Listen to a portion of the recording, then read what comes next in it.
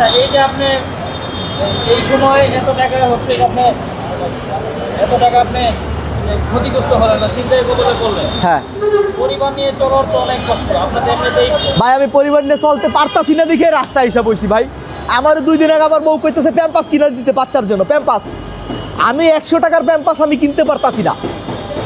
আমার বউর সাইনোসিটির সমস্যা, ঠান্ডার সমস্যা, চুলা পাকঘর ধুইছে 200 টাকা লাগবে, আর একজন দিলে ধুয়ে দিবে, আমি সেই 200 টাকা দিতে পারতাছি না। আমি লজ্জায় বাসা থেকে বইসা আজকে আইসা পড়ছি যে এখানে এসে বইসা মরে যাবো। তারপর আমার অধিকার আমি না নিয়ে বাসায় যাব না, কারণ এইটা আমার যে ক্ষতিটা, এই ক্ষতিটা তো অবশ্যই বাহিনীকে গ্রহণ করতে হবে অথবা রাষ্ট্রকে গ্রহণ করতে হবে।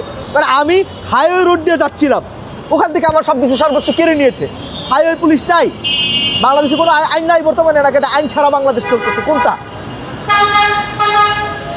ছেলে এই যে ছোট বাবুকে রেখে আমার ছোট বাবু ভাই, এই যে আমার ছোট বাবু, হ্যাঁ, আমার এই কলিজার ধন আমি রাইখা রাস্তায় বসে রয়েছি। আমারে গেলে 101 বার বাবা বাবা বলবে। এই যে আমার এই ছোট বাবু রেখে আমি এখানে এসে বসে রয়েছি। আজকে আমার বউ বাচ্চা সবার মায়া ছাইড়ে দিয়ে এখানে এসে বসছি আমি। তার পুরুষের যদি পয়সা না থাকে ভাই, তার কোনো দাম নাই ভাই, এটা আপনারা ভালো করে জানেন সবাই। পয়সাহীন পুরুষের জীবন মরার চাইতে অনেক ভালো, মানে তার চাইতে মরে যাওয়া অনেক ভালো। আমি যাও ধার উদ্ধার কইরা একটু শুরু করছিলাম, আমার ধ্বংস করে দিছে ভাই।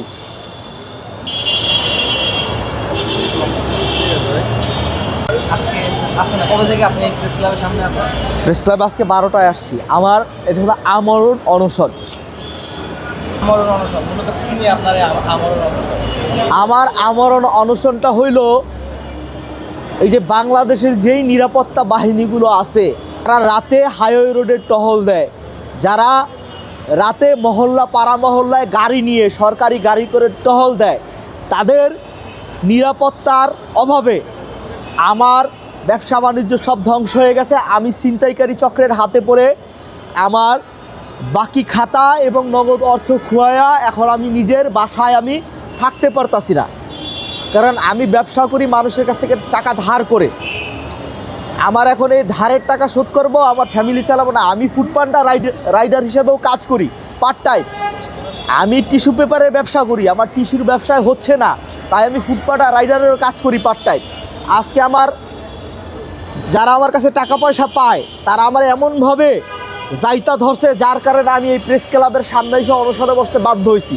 কারণ তাদের কাছে হেনস্থা হওয়ার চাইতে, তাদের কাছে অপমানিত হওয়ার চাইতে, তাদের লাঞ্ছনা সহ্য করার চাইতে আমি এখানে না খেয়ে মরে যাওয়াটা উত্তম মনে করতেছি।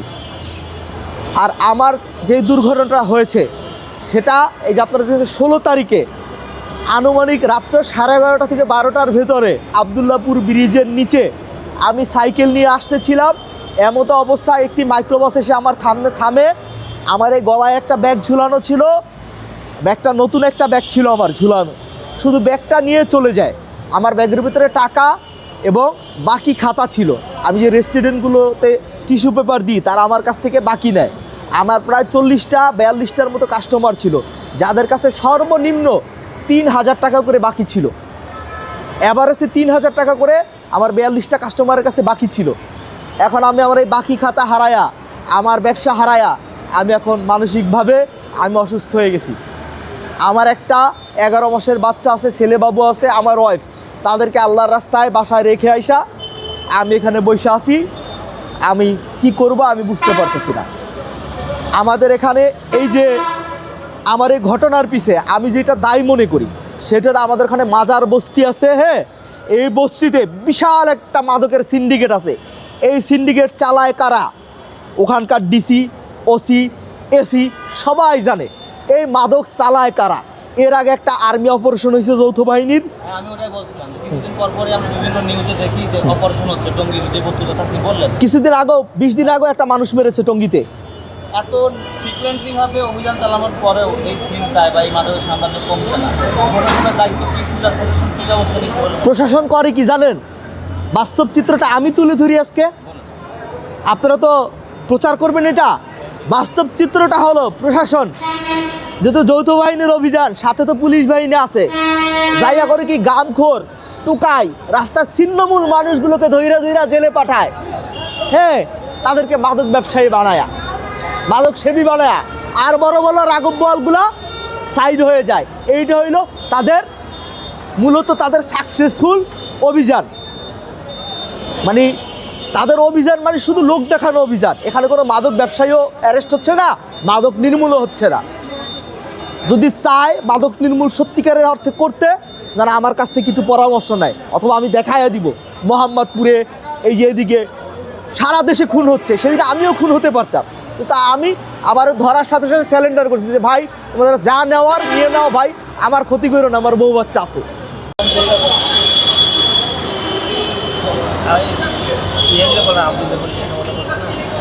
পাঁচ আগস্টের পরে আমরা ভাবছিলাম যে আসলে এই মাদকের দৌরাত্ম্য বা এই যে এলাকার যে সমস্ত গুন্ডা পান্ডা বা যারা আছে অপরাধী, তাদের দৌরাত্ম্য অনেকাংশেই কমে যাবে, তার সমাজের মানুষজন একটু শান্তিতে থাকবে। হ্যাঁ, কিন্তু তারপরেও জি, আইনের এতটা প্রণয়ন হওয়ার পরেও, জি, বা সরকারের এতটা চাহিদা হওয়ার পরেও এই যে এগুলো যে নির্মূল করা যাচ্ছে না, এই হ্যাঁ। বিষয়টা কীভাবে সম্ভব সুরাহা করা যায় বলে? আপনাকে আমি বলি, আমার বাংলাদেশের সোনার ছেলেদের আপনি এইটা বলেন কি বলে আধিপত্য চক্রান্ত বলে, আধিপত্যবাদীদের চক্রান্ত বলেন, অথবা দেশীয় ওই যে ইন্ডিয়ানপন্থী কুলাঙ্গারদের চক্রান্ত বলেন, এই চক্রান্ত ওদের চক্রান্ত না, বাংলাদেশের যুব সমাজ মাদক দিয়ে ধ্বংস করে ফেলবে। মাদকের প্রথম স্টেপ হলো, সবচেয়ে ভয়াবহ মাদক বর্তমানে হলো ইয়াবা। এই মাদক দিয়ে আমাদের পাড়া মহল্লা, অলি গলি, অস্তি বস্তি, ফ্ল্যাট হইতে শুরু করে সব ধ্বংস করে ফেলছে। আর সবচেয়ে বড় সমস্যা হলো, বাংলাদেশের সবচেয়ে বড় সমস্যা, আপনি যাই বলেন, সবচেয়ে বড় সমস্যা হলো মাদক। এই মাদকের কারণে সব ধ্বংস হয়ে যাচ্ছে। এই মাদকের টাকা জোগাড় করতে গিয়ে মাকে মারে, বাবাকে মারে, আপন ভাইকে মারে, ধর্ষণ করে, চুরি করে, ছিনতাই করতে, সব কিছু এই মাদকের টাকা জোগাড় করতে গিয়ে। আর পাড়া স্থানীয় যে নেতারা আছে তারা কি আসলে এদের শেল্টার? স্থানীয় নেতারা শেল্টার না, তারা সরাসরি মাদক ব্যবসা করে। তারা বড় যে দল আছে বাংলাদেশের সবচেয়ে বড় দল, লার্জেস্ট দল, এই দলগুলোর ওয়ার্ড পর্যায়ের নেতারা, থানা পর্যায়ের নেতারা, হ্যাঁ, বড় বড় নেতারা এই যে মাজার বস্তির মতো মাদকের জায়গা থেকে প্রত্যেক মাসে টাকা নেয়। মোহাম্মদপুর বলেন, যেখান থেকে বলেন, আপনারা খুঁজে দেখেন, এখান থেকে তারা সামারি নেয়, কিন্তু কোনো এভিডেন্স নাই, কিছু নাই, তাই কোনো অ্যাকশন হয় না। এখন এই যে আপনি যে এখানে আমার অবস্থানে বসেছেন, আপনি মূলত কার উদ্দেশ্যে এখানে বসেছেন আর কার কাছে বিচার চাইবেন? আমার বিচার বর্তমানে 24-এর গণঅভ্যুত্থানের, হ্যাঁ, যে পয়দা সরকার আছে, আমি বলবো গণঅভ্যুত্থান দ্বারা পয়দা হয়েছে এই সরকার। এই সরকারের not only for professor Mohammad Yunus একা নাই, এখানে জাহাঙ্গীর সাহেব আছে স্বরাষ্ট্র উপদেষ্টা, আইন উপদেষ্টা আসিফ নজরুল সাহেব আছে, প্রধান উপদেষ্টা হলো প্রফেসর ইউনূস, ঠিক আছে। আমার মনে হচ্ছে প্রফেসর ইউনূসের আশেপাশে যারা উপদেষ্টা আছে তারা এই আইন ভালো মতো, এই আইন, এই শাসন ভালো মতো পরিচালনা করতে পারতেছে না। তাদের ভিতরেই একটা চক্রান্ত চলতেছে, যার কারণে আমরা তার সাফার হচ্ছি। এই জনগণ, যেমন আমি ছিনতাইকারী কবলে পড়ে আজকে সর্বনিচ্ছ হয়েছি, ওই রাস্তায় বসছি, আমরণ অনশনে, না খাইয়া মইরা যাব। আপনি যখন ছিনতাইয়ের কবলে পড়েন, হ্যাঁ, তারা কয়জন ছিল? আপনার সাথে কি ছিল? আমার সাথে একটা ব্যাগ ছিল, এবং আমার সাথে আমার বাকি খাতাটা ছিল, যেই খাতাটায় আমি ডেইলি যেই দোকানের টিস্যু সাপ্লাই করতাম, ওই তারা হয়তো আমারে 2000 টাকা বাকি আছে, 500 টাকা দিত, 1500 টাকা বাকি যেই খাতাটা উঠাইতাম, আমার সেই খাতাটা এবং নগদ আমার 37,700-800 টাকার মতো আমার কাছে ছিল। এই পুরোটাই ব্যাগের ভিতরেই ছিল, আর আমার গুরুত্বপূর্ণ জিনিসপত্র এই ব্যাগে ছিল, এই সব নিয়ে গেছে। আমার ব্যবসার চালান চোতা ছিল। হ্যাঁ, আমি ফুডপান্ডা রাইডার হিসেবে পার্ট টাইম জব করি, আর আমি পাশাপাশি টিস্যুর বিজনেস করি। ইসমাইল টিস্যুর ডিলারশিপ ছিল আমার।